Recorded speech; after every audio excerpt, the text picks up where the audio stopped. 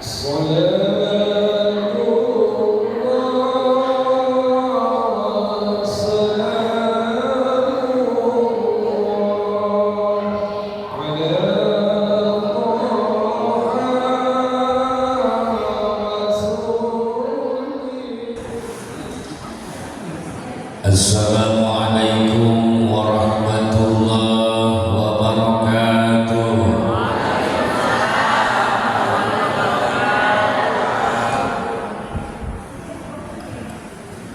Didoakeun anu ngajawab salam cing asup surga. Ibu-ibu lamun teu ngajawab salam salam keneh didoakeun. Mudah-mudahan salakina kawin deui.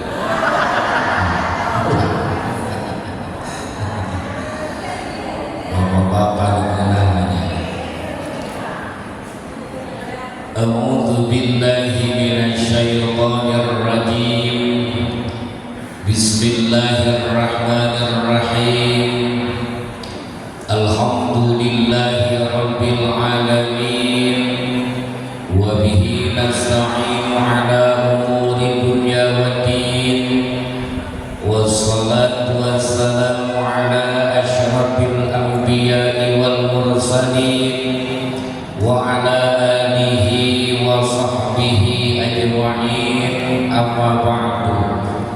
Allahumma rabbi syrah li sadri wa yassir li amri wahlul 'uqdatam min lisani yafqahu qawli. La haula wa la quwwata illa billahil aliyyil. Ibu bapak hadirin kaum muslimin jamaah Majelis Taklim Tian Yusuf Al-Qalbu yang saya hormati dan tentunya mudah-mudahan dimuliakan oleh Allah Subhanahu wa taala.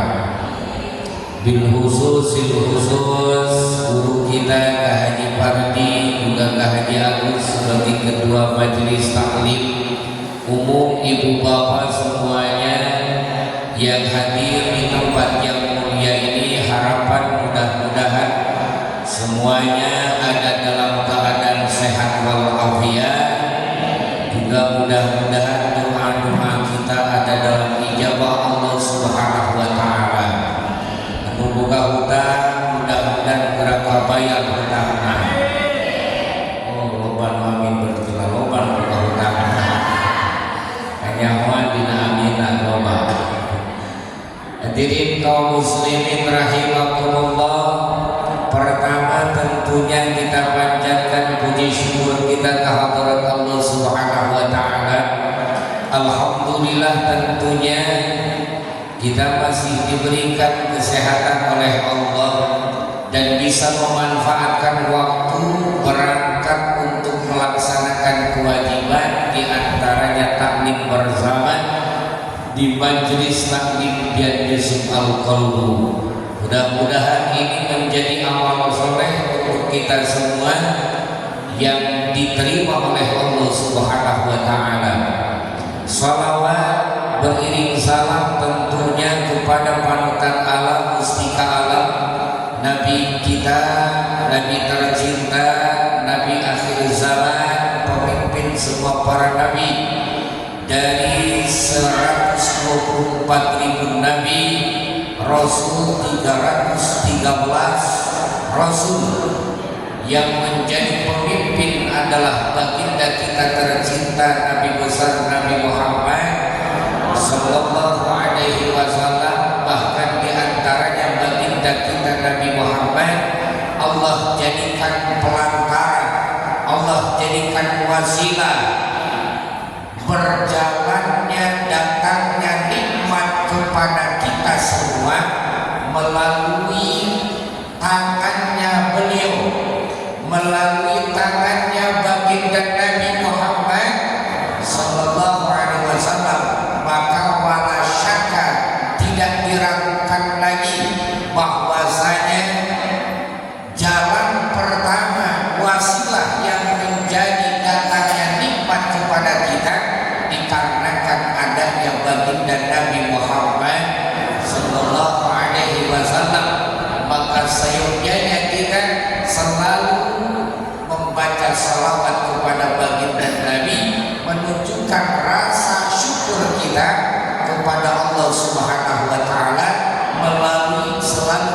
membaca sholawat kepada baginda Nabi Muhammad sallallahu alaihi wasallam. Sallallahu ala Muhammad sallallahu alaihi wasallam. Sallallahu ala Muhammad sallallahu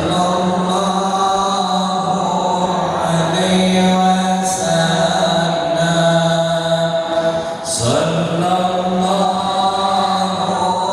ala Muhammad sallallahu alaihi wasallam. Sallallahu ala Muhammad sallallahu wasallam. Allahumma shalli wa sallim wa barik. Mudah-mudahan kita semua diaku umat oleh baginda Nabi Muhammad. Terlebih kita kemarin alhamdulillah mengadakan Maulid Nabi, memperingati dilahirkannya baginda kita tercinta Nabi besar Nabi Muhammad sallallahu alaihi wasallam. Harapan mudah-mudahan kita semua mendapatkan syafaatul uzma dari baginda Nabi Muhammad sallallahu alaihi wasallam, tanda bukti adanya rasa cinta kita kepada baginda Nabi Muhammad sallallahu alaihi wasallam. Nah, hadirin kaum muslimin rahimakumullah, di antaranya yang bisa menyebabkan kita bisanya mendapatkan ridho Allah, bisanya kita wusul ilallah, bisanya kita bertemu dengan Allah Subhanahu wa taala, di antaranya yaitu dengan amal soleh. Amal itu ain mim lam. Amal artinya amal itu pekerjaan, artinya amal itu perbuatan. Nah, dalam perbuatan itu ada dua, ada perbuatan yang soleh, ada perbuatan yang salah. Nah, yang bisa mendatangkan kita, bahkan bisa mendapatkan ridho Allah, bahkan bisa wusul ilallah, maka yaitu dengan amal soleh. Sebagaimana Allah Subhanahu wa taala berfirman di dalam ayat suci Al-Quran surah Al-Kahfi, A'udzu billahi samii'il 'aliim minasy syaithanir rajim, faman kana yarju liqa'a rabbih falyamal amalan shalihan.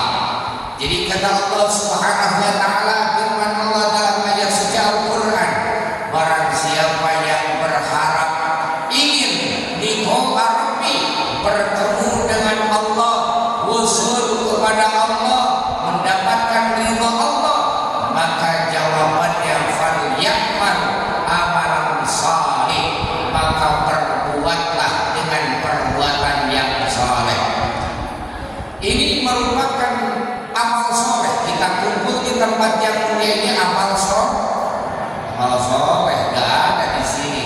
Yang main-main gak ada. Gak ada. Gak ada yang main gapleh, gak ada. Gak ada yang nyetek botol juga gak ada di sini. Ya alhamdulillah, berarti ini adalah merupakan amal soleh. Yang mudah-mudahan amal soleh yang dicatat, yang diterima oleh Allah Subhanahu wa taala. Amin ya Allah ya Rabbal. Nah, hadirin kaum muslimin rahimakumullah, melanjutkan kita pikirnya untuk ibadah kita sehari-hari. Nah, di antaranya hadirin kaum muslimin rahimakumullah, ketika kita dalam salat, wa yusallu liman nabahu syai'un katanbihi imami wa isnihi bidakhili wa idadihi makma ay sabbiha wa tusabbiqul mar'atu bi darbil yamini Nah di antaranya hadirin kaum muslimin, kalau misalnya kita dalam sholat, kemudian imam kita yang mengimami kita itu misalnya ada yang lupa, nah maka cara ngasih taunya bagaimana? Cara ngasih taunya ayat sabbiha, bagi laki-laki itu membacakan tasbih. Tapi niatnya hadirin kaum muslimin rahimahullah, niatnya harus tasbih, jangan niat ngasih tahu. Misalnya nih imam, kita punya imam misalnya hadirin kaum muslimin begitu sholat, pas di tahiyat awal lupa. Kita lagi sholat, pas di tahiyat awal lupa, imam itu langsung berdiri. Imam langsung berdiri. Nah itu juga hadirin kaum muslimin, kalau misalnya imam langsung berdiri, lupa tidak tahiyat awal langsung berdiri, posisi berdirinya sudah pancet, posisi berdirinya sudah mau baca Fatihah, maka itu jangan dikasih tahu itu mah. Kenapa? Karena sudah masuk ke ranah wajib. Begitu imam lupa di tahiyat awal langsung berdiri, sudah masuk baca Fatihah, dikasih tahu misalnya sama makmum, subhanallah, misalnya langsung si imam itu langsung duduk kembali mulai tahiyat awal, maka batal sholatnya. Batal sholatnya, Pak. Kenapa? Karena meninggalkan fardu mulutnya ke sunnah. Tahiyat awal itu perlu diketahui, tahiyat awal itu sunnah hukumnya, bukan termasuk rukun sholat.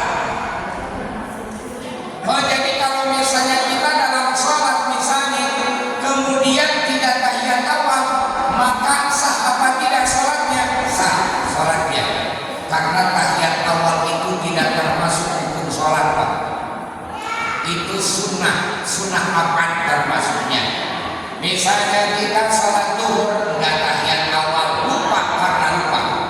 Misalnya sholat asar nggak tahiyat awal, kemudian sholat maghrib nggak tahiyat awal, sholat isya nggak tahiyat awal, yang rakaat keduanya nggak tahiyat awal, misalnya langsung berdiri aja, maka sah sholatnya. Nah terus gimana gantinya? Gantinya dengan sujud sahwi. Gantinya dengan apa? Dengan sujud sahwi. Di mana melakukan kita sujud sahwi? Sujud sahwi itu di tahiyat terakhir sebelum salam. Tahiyat kita sudah beres, misalnya sampai innaka hamidum majid, maka jangan dulu langsung salam, sujud dulu sahwi. Allahu akbar, subhanaman la yanamu wa la yasbu, bangun, Allahu akbar, diam kira-kira satu subhanallah, beres sujud lagi, Allahu akbar, subhanaman la yanamu wa la yasbu, Allahu akbar, duduk posisinya seperti tahiyat akhir, langsung assalamualaikum warahmatullah, assalamualaikum warahmatullah. Itu kalau tahiyat awal rupanya. Gimana kalau misalnya kunut? Memang kita kan suka biasa kunut, beda sama yang enggak kunut. Yang enggak kunut mah karena memang enggak ada niatan untuk kunut. Nah bagi yang kita suka biasa kunut kemudian enggak kunut, atau malamnya misalnya kerja capek ngantuk gadang, misalnya pas begitu giliran sholat subuh kunutnya lupa, kunut lupa misalnya. Ini ada juga bukannya lupa ulama, apa kagak bisa doanya, ada juga yang begitu, nggak bisa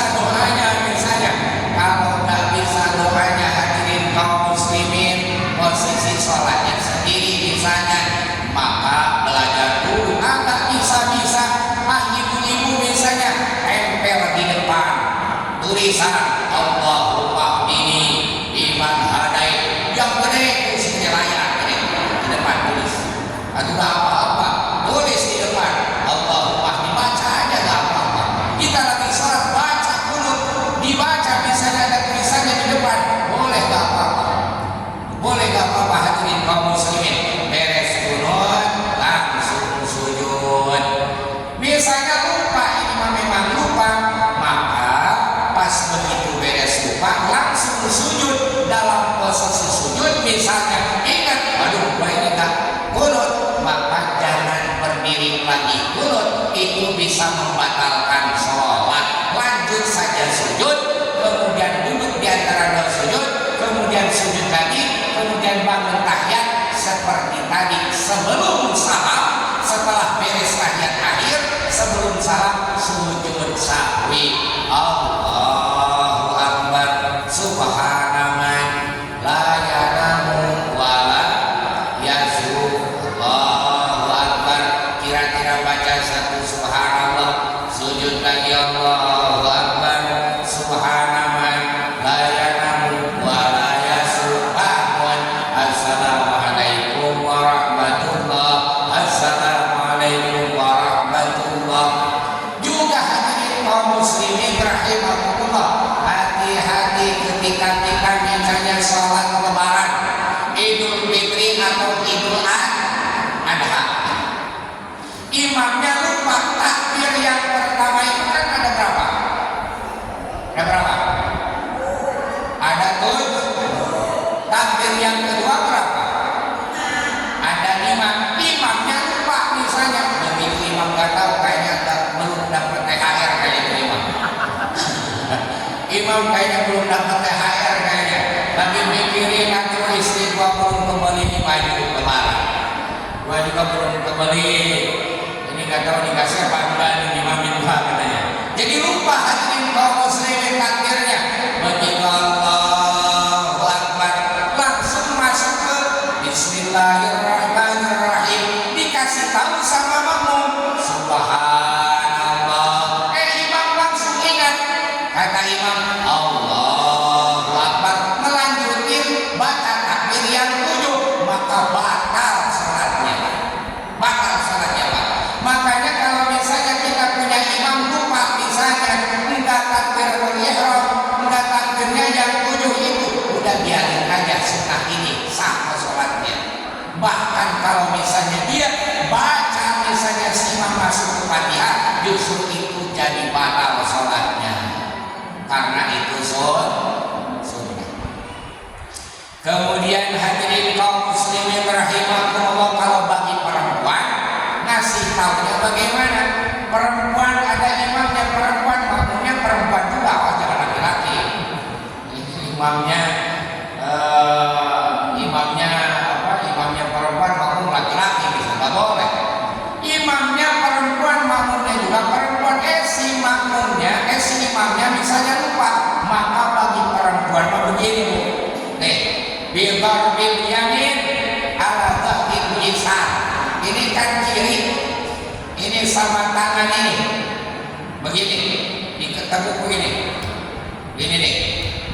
Aku lamun tekan ini karena cerita kita,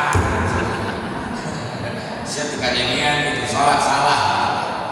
Nah kalau perempuan begini Bu, kasih tahunya.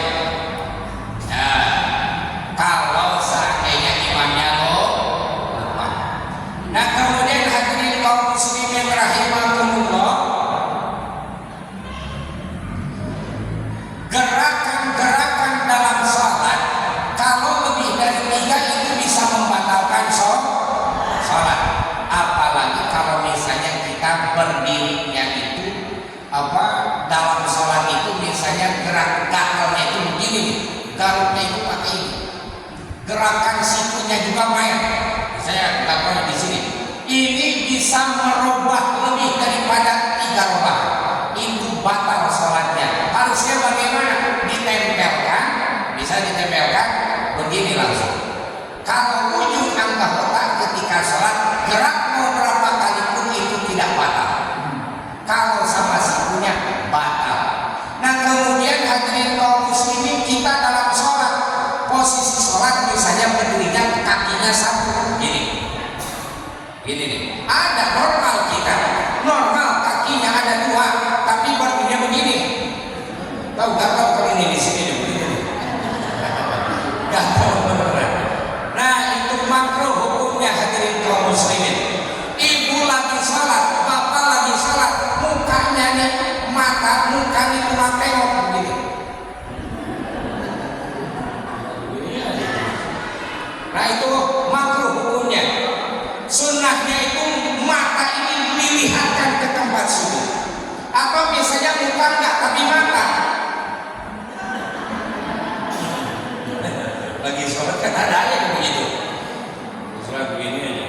biasa kayak seperti ibu pengajian kan begitu. Ngeliatin tangannya gede banget, kalung dilihat, anting dilihat. Makanya ibu-ibu itu untung, yang pakai kerudung itu untung sebenarnya. Yang pakai kerudung itu untungnya dua. Untungnya dua. Satu, tidak ada kerudung yang berat. Kalau ada kerudung yang ukuran timbangannya itu sekilo 2 kilo, pasti ibu-ibu tuh pas beres buka kerudung pas begini. Berat. Padahal kerudung itu enteng, tapi memang jarang orang yang rajin pakai kerudung. Yang keduanya, untungnya pakai kerudung itu apa? Enggak punya kalung ketutupan. Betul kan? Betul. Enggak punya anting ketutupan. Benar. Yang paling pokok banyak ketutupan. Jadi itu betul, makanya pakai kerudung. Hadirin kaum muslimin rahimakumullah. Itu dalam salat. Kemudian kalau misalnya dalam salat ada sisa makanan, kebetulan butiran-butiran gula putih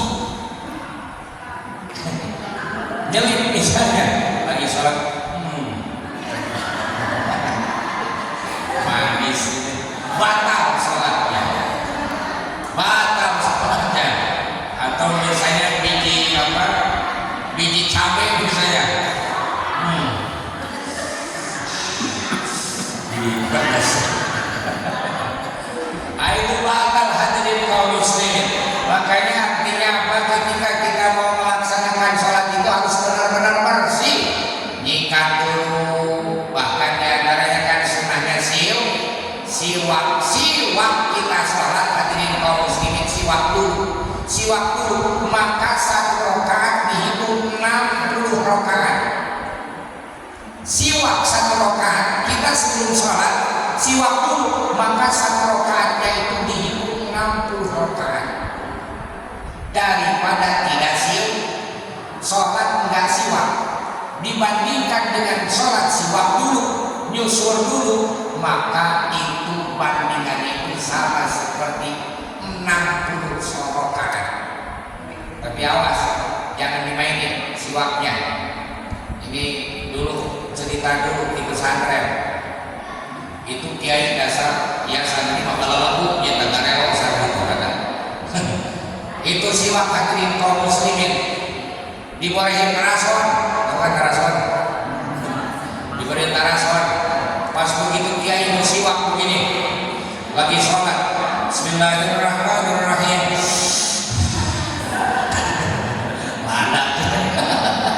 Panas, siwak apa kita rasa. Hadirin kaum muslimin rahimakumullah. Kemudian falau kana bi famihi sukratun babalaghu zawbaha. Itu tadi ada rasa di mulutnya itu, maka itu bisa membatalkan sholat. Makanya hadirin kaum muslimin rahimakumullah, enggak usah ibu atau bapak itu dalam sholat dinangis-nangisin, enggak usah. Di kadang-kadang mentang-mentang banyak urusan, merasa banyak dosa, sholat dilewek-lewek. Allahu Akbar. Bismillahirrahmanirrahim. Jangan begitu. Justru itu tidak boleh. Kenapa? Karena air mata keluar ke makan, ada rasa asin-asinnya, bisa batal sholatnya. Mendingan setelah sholat aja mau nangis setelah sholat aja, udah hatinya ngomong, mata jangan dulu nangis ya, nanti aja setelah sholat nangis itu kasih tahu matanya, jangan lagi sholat. Kalau lagi sholat bisa batal sholatnya karena air matanya kemakan. Kalau mau setelah sholat begitu beres sholat istighfar, astagfirullahaladzim, ya itu bukan duit ya, utang pada ya Ya lima haji musuh ya istighfar astagfirullahaladzim datang salaki gitu nyata ya Allah kita ulah balikinlah puting dibayar istighfar astagfirullahaladzim budak minta jajan astagfirullahaladzim tapi istighfar beda istighfarnya yang ikhlas karena Allah minta diampuni dosa kepada Allah Subhanahu wa ta'ala. Kalau istighfar begitu mah beda lagi hadirin kaum muslimin. Kemudian hadirin kaum muslimin rahimakumullah, kalau memang tidak ada butuh dalam sholat, ini muka aja muka la dihajatin warfa basarihi ila sama wa kabu sya'rihi aw thawbihi wa wad'u yadihi ala famihi bila hajatin.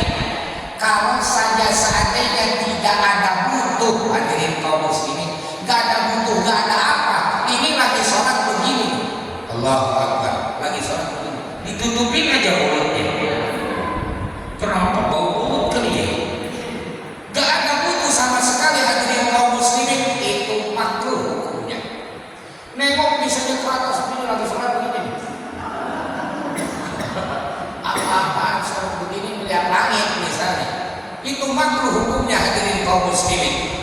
Kemudian kalau misalnya nahan baju, kalau di laki-laki kayak kolornya memerosot kali ya, dipegangin aja begini.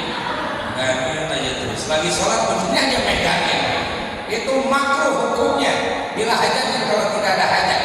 Atau misalnya hadirin kaum muslimin,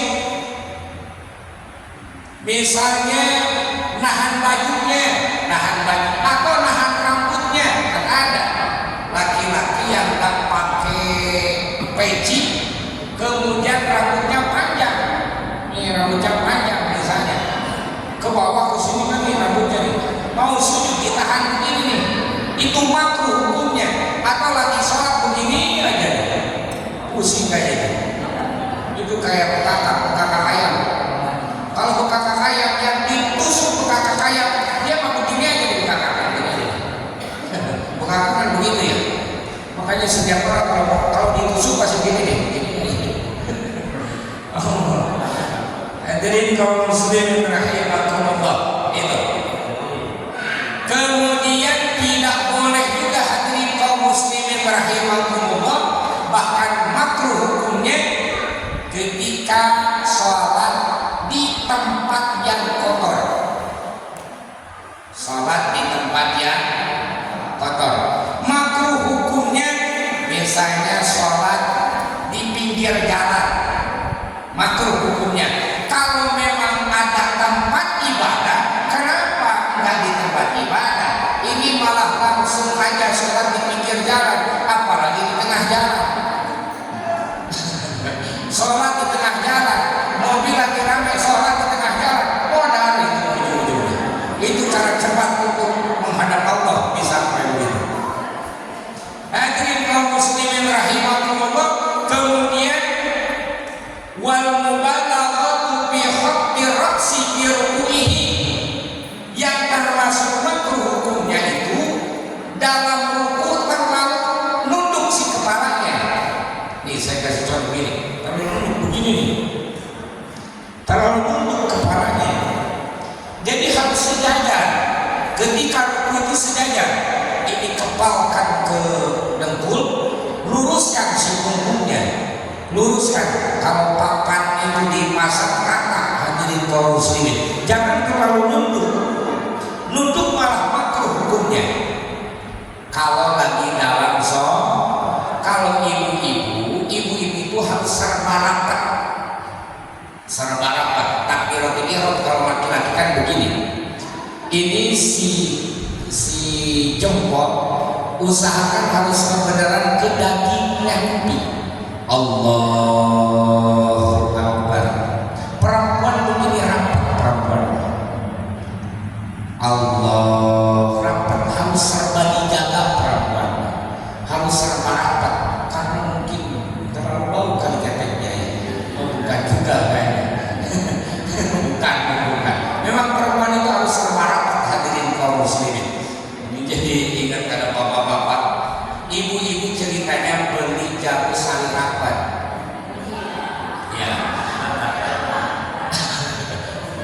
jamu sari rapat beli ceritanya ditaruh di meja, dia ke dapur dulu, ada suaminya.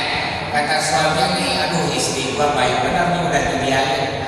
Diminum tuh jamu sari rapat laki-lakinya sama suaminya. Pas begitu ke kamar mandi dia susah kencing. Nanya sama istrinya, "Ma, itu tadi apa?" "Jamu sari rapat," katanya. "Tapi pantesan kok kagak bisa kencing," katanya. Rapat. Hadirin kaum muslimin rahimakumullah, yang termasuk makruh kita hukum makruh itu hadirin kaum muslimin, misalnya sholat di kandang sapi, di kandang domba, itu makruh hukumnya. Atau misalnya menghadap ke WC, menghadap ke WC makruh hukumnya. Makanya usahakan hadirin kaum muslimin, bapak ibu kalau misalnya punya tempat khusus sholat di rumah, maka depannya itu jangan kamar mandi, jangan kamar mandi depannya, makruh hukumnya.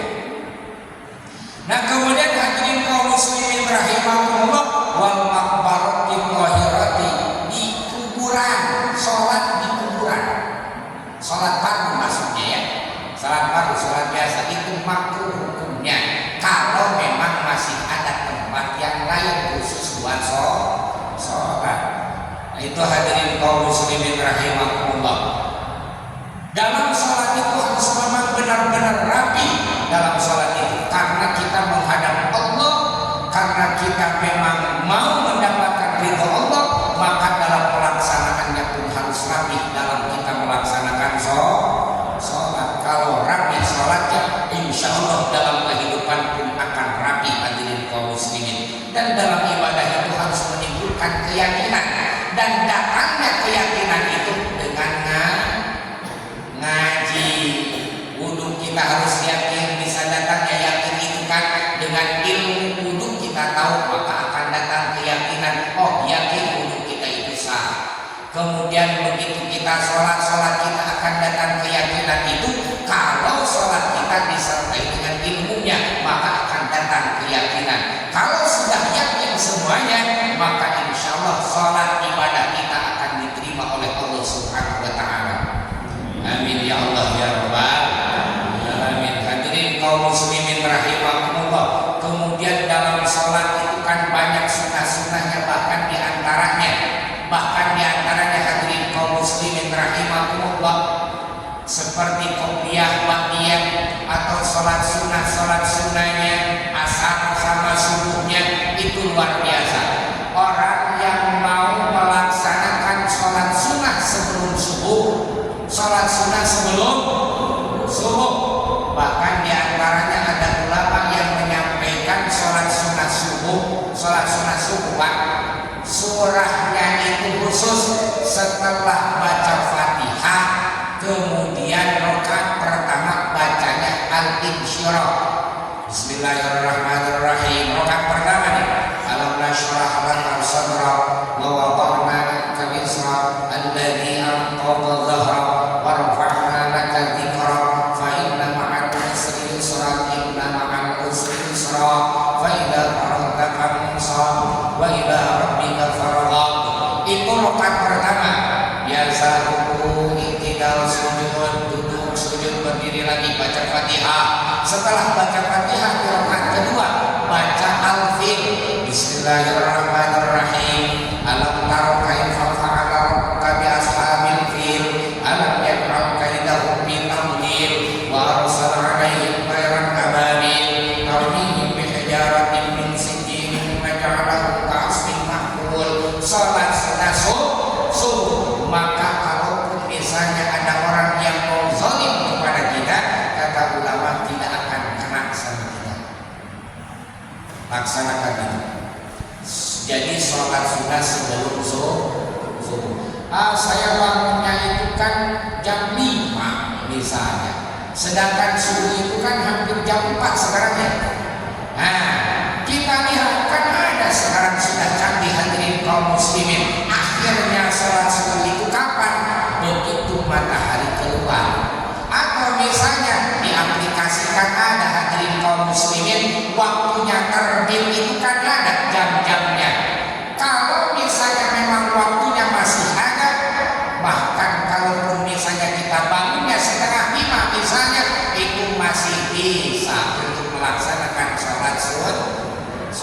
sunnah kemudian langsung disusul dengan sholat bacaannya yang tadi sholat sunnah subuh rakaat pertama baca apa?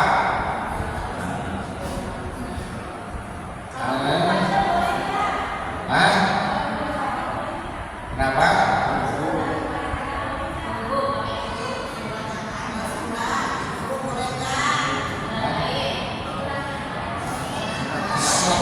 Surat yang lain, surat yang lain boleh.